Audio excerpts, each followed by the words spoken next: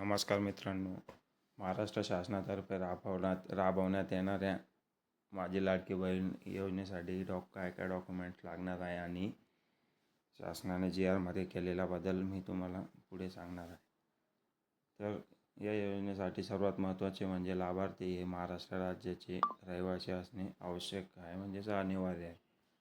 तर यासाठी पहिले डॉक्युमेंट म्हणजे आपलं आधार कार्ड, त्यानंतर महाराष्ट्र राज्याचे अधिवास प्रमाणपत्र किंवा महाराष्ट्र राज्यातील जन्मदाखला, त्यानंतर सक्षम प्राधिकारी यांनी दिलेल्या कुटुंब प्रमुखाचा उत्पन्नाचा दाखला, त्यावर वार्षिक उत्पन्न 2.5 लाखापर्यंत असणे अनिवार्य आहे. जे 2.5 लाख किंवा 2.5 लाखाच्या खाली उत्पन्न असावे. 2.5 लाखापेक्षा जास्त असले तर ते अपात्र ठरवण्यात येईल. त्यानंतर बँक खाते, पासबुकच्या पहिल्या पानाची छायांकित प्रत म्हणजे पासबुकच्या पहिल्या पेजचा फोटो, त्यानंतर पासपोर्ट फोटो आणि रेशन कार्ड आणि सदर योजनेच्या अटी शर्तीचे पालन करण्याबाबतचे हमीपत्र आणि त्यानंतर योजनेच्या लाभासाठी ऑनलाईन अर्ज करण्यात आलेले आणि अजून काही त्या ऑनलाईन अर्ज चालू झालेले नाही. ते जसे चालू होतील मी तुम्हाला व्हिडिओ टाकून सांगेल. त्यानंतर शासनाने जे काही 7 बदल केलेले आहेत ते पुढील प्रमाणे.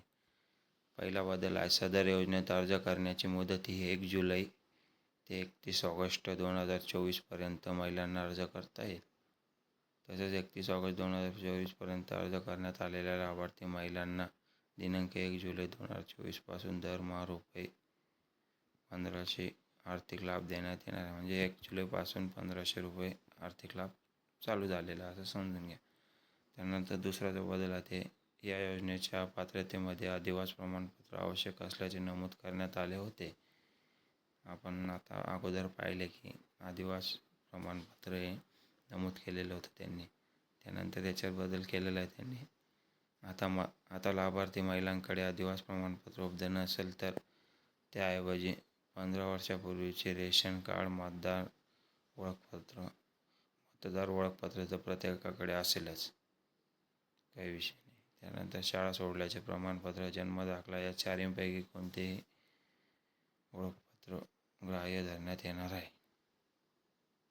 जे चारींपैकी एक प्रमाणपत्र असायला हवे. त्यानंतर तिसरा बदल आहे, सदर योजनेतून 5 एकर शेतीची अट वगळण्यात आली आहे. खूप छान बदल करण्यात आले आहे शासनातर्फे. तर यामुळे बऱ्याचशा महिलांना ज्या पात्र होणार होत्या त्यांनाही फायदा होऊ शकतो. त्यानंतर 14 बदल आहे, सदर योजनेत लाभार्थी महिलांची वयोगट 21 ते 60 वर्ष वयोगट ऐवजी 21 ते 65 वर्ष वयोगट करण्यात येत आहे.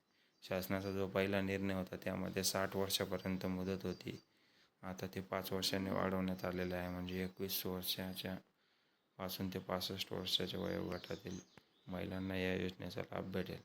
त्यानंतर 5वा बदल आहे की परराज्यात जन्म झालेल्या महिलांनी महाराष्ट्रातील अधिवास असणाऱ्या पुरुषाबरोबर विवाह केला असेल तर अशा बाबतीत त्यांच्या पतीचे जन्मदाखला किंवा शाळा सोडल्याचे प्रमाणपत्र किंवा अधिवास प्रमाणपत्र ग्राह्य धरण्यात येईल.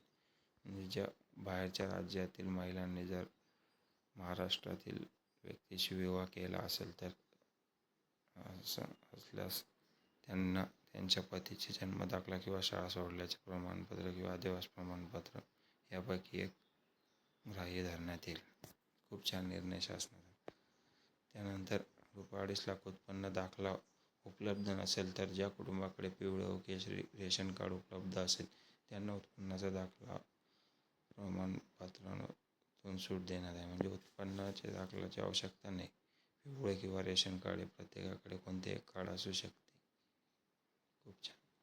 सदर योजनेत कुटुंबातील एका पात्र अविवाहित महिलेला सुद्धा या योजनेचा लाभ देण्यात येणार. म्हणजे ज्या अविवाहित महिला आहेत त्यांनाही या योजनेचा लाभ आहे. म्हणजे 21 ते 22-25पर्यंत ज्या मुलींचे लग्न झालेले नसतील, ते आई-वडिलांकडे राहतात, त्यांना या योजनेचा लाभ होणार आहे. खूप चांगला असा निर्णय घेण्यात आलेला आहे शासनातर्फे. आणि जर याचे ऑनलाईन फॉर्म चालू झाल्यावर मी व्हिडिओ टाकून कळवणार लवकरच.